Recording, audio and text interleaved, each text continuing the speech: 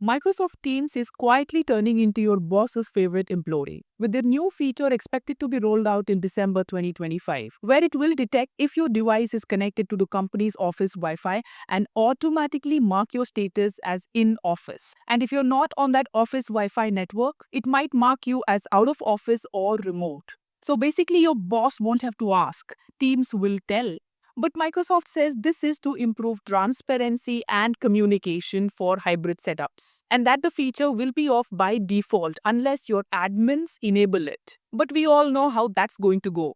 This basically is an official replacement for that one snitch who was anyway doing it for free. And now we've got a built in version. Now, with layoffs, cost cutting, and performance filters getting tighter, this isn't about visibility anymore, it's about control. And this was inevitable with so much competition, global teams, and the fact that no one's quitting voluntarily these days. Microsoft had to bank on something that helps employers keep tabs and retain the serious ones. Well, now that's what top executives are claiming: trust less, track more. Now, that's the new performance evaluation mantra. So, what does that tell you?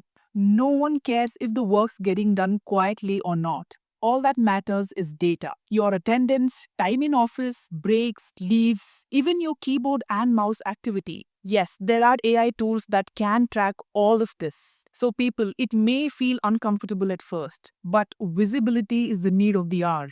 So, you've got to step up, show up, speak up, upskill, and deliver. Because when management sits with that churn list, the ones hardly seen or never in office will be the first ones to go. All the best and follow for more.